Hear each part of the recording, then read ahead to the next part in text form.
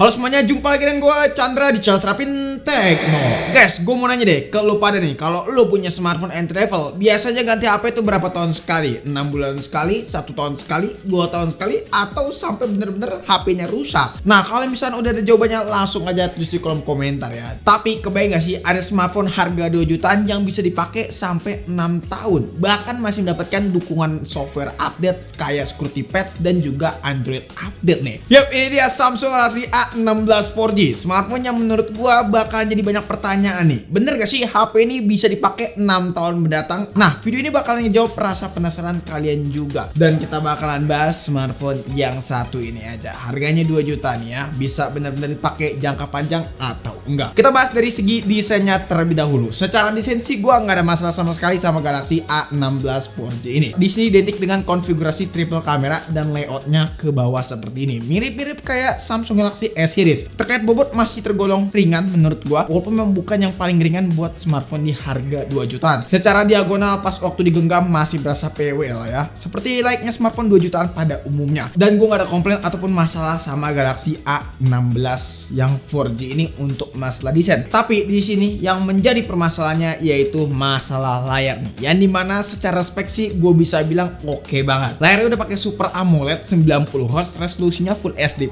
ukurannya sih di angka 6,7 inch, berasa pas gitu. Spesifikasi kayak ini sih menurut gua udah mantep banget. Cuman kalau kalian perhatikan desainnya ini masih menggunakan desain Infinity U, yang dimana bezelnya berasa tebal. Di sini kalau misalkan kalian lihat dagunya bener-bener tebal. Kalau misalkan kita compare dengan smartphone zaman sekarang, walaupun baik lagi Infinity U kayak gini sih sebenarnya bagi kebanyakan orang itu tidak masalah ya teman-teman. Karena ya baik lagi ini masalah selera dan juga preferensi orang tersebut. Jadi kalian jangan menjustifikasi kalau misalkan bezel yang tebal alias dagu yang tebal kayak gini itu HP-nya ketinggalan zaman. Enggak, justru dengan dagu yang tebal kayak gini bakalan banyak manfaat. Nih, gue kasih manfaat sedikit aja ya. Kalau misalkan smartphone kalian jatuh ke lantai, itu nggak langsung benturan dengan layar. Jadi smartphone kita bakalan kayak ada bantalan yang ngelindungin si layarnya teman-teman. Tapi yang terpenting buat dipakai experience-nya sehari-hari berasa nyaman teman-teman. Lalu buat diajak nonton film, panel Super AMOLED ini punya tingkat warna yang menurut gue tinggi. Detailnya juga tajam, jadi gue nggak ada masalah sama sekali untuk masalah layarnya. Masih fun to use banget. Entah itu saat diajak nge-game di sini berasa responsif dan gue juga nggak nemuin kendala nih. Gue nggak ngeluh sama sekali untuk masalah layarnya, kecuali untuk masalah desainnya memang yang gue pribadi prefer menggunakan desain pansol ya.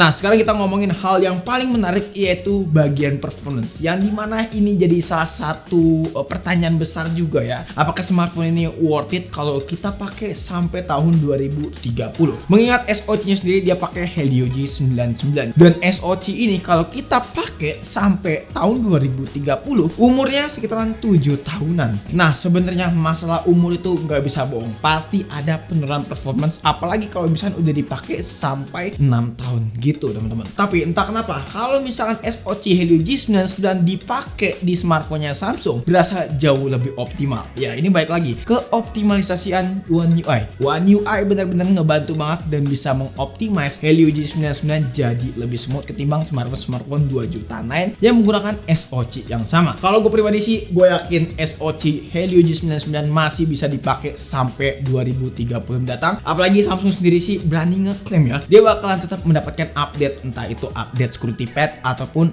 update Android nih teman-teman. Jadi bisa sampai Android 20 karena memang sekarang udah Android 14. Nah, untuk update sendiri sih gue nggak bisa ngebahas secara detail, tapi secara skor sih cukup tinggi di angka 400 ribuan. Lalu gue udah coba buat main game seperti Mobile Legends, settingannya itu bisa dapat smooth high ya teman-teman, dan untuk FPS-nya dapat di angka 90 dan itu stabil, minim banget terjadi frame drop. Kita main jarang banget ada frame drop, even suhu panas pun juga nggak ada. Nah, PUBG Mobile settingannya smooth ultra ya, udah kebuka dengan FPS-nya dapat di angka 40 yang dimana ini stabil ya teman-teman, dan standarnya seperti settingan smooth ultra aja. Jadi menurut gua buat masalah performance HP ini buat dipakai ngegame udah asoy banget. Untuk penggunaan harian kayak misalkan main sosmed, kamera ataupun nonton film, ya gue bisa bilang udah fun to use banget buat di harga smartphone 2 jutaan. Lalu enaknya punya software yang optimal, pasti ini berkaitannya dengan optimalisasi baterai juga, efisiensi daya baterai lebih tepatnya. Nah, efisiensi daya baterai smartphone ini benar benar-benar tergolong cukup baik menurut gua. Screen on time HP ini masih bisa dapat sekitaran 7-8 jam untuk penggunaan harian aja. Kayak misalkan sosmedan, kamera, ngegame tipis-tipis dan lain-lain. Untuk baterainya gua nggak ngerasa boros karena memang gua jarang banget nemu smartphone Samsung kelasan entry level yang baterainya boros. Nah, sekarang beralih ke bagian kamera. Kameranya sendiri sih punya setup triple kamera nih untuk kamera belakangnya. Dengan kamera utamanya beresolusi 50 megapiksel, lalu 5 megapiksel untuk ultrawide, terus juga satu kameranya ini 2 megapiksel. Langsung aja kita bahas buat masalah hasilnya. Nah, untuk masalah hasil foto dari Galaxy A16 4G ini menurut gua udah terbilang baik dalam kondisi apapun. Kayak misalnya siang hari. Kalau di sini kalau kita lihat detailnya cukup tajam, tapi yang nggak gue suka untuk masalah warnanya. Jadi mana warnanya cukup terbilang over contrast nih ya. Over contrast dalam artian di sini bener-bener rasa pop up banget. Pop upnya too much menurut gua. Jadi ada beberapa foto yang harus gua turunin lagi ya untuk warnanya biar mendapatkan hasil foto yang sesuai dengan selera gua. Oke, ini adalah hasil perekaman dari Samsung Galaxy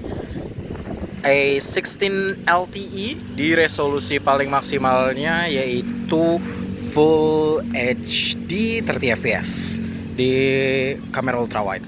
Dan sayangnya kita nggak bisa buat gonta-ganti lensa. Dan sayangnya juga dia tidak ada electrical image stabilization, jadi hasilnya agak sedikit berguncang. Oke, kalau yang ini hasil kamera belakang dari Samsung Galaxy A16 LTE. Di kamera utamanya resolusi mentoknya juga sama di Full HD 30 fps. Sayangnya ini juga tidak ada OIS atau EIS, jadi terkesan agak sedikit berguncang gitu ya. Ya, untuk dynamic range-nya memang agak cukup sempit. Tapi ya udahlah ya. Ini kita bisa mentok sampai 10 kali walaupun digital.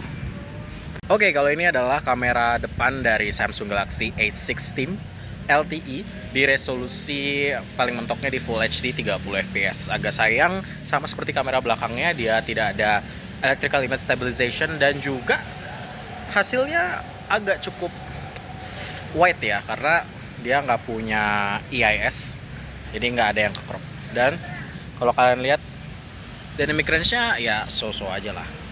Yang penting muka kita tetap kelihatan dan bagian belakang yang overexpose ini nggak terlalu fokus di sana.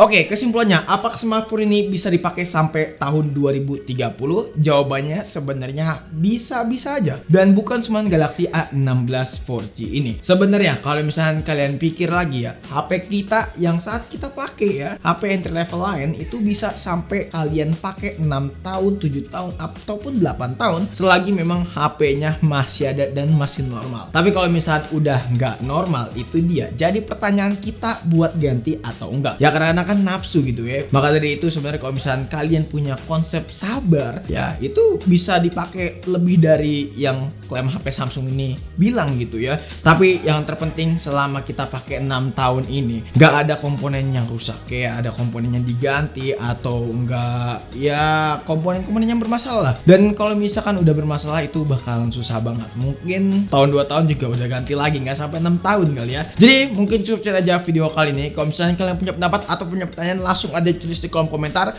Pengen langsung beli produk ini, cek yang ada di keranjang sini aja.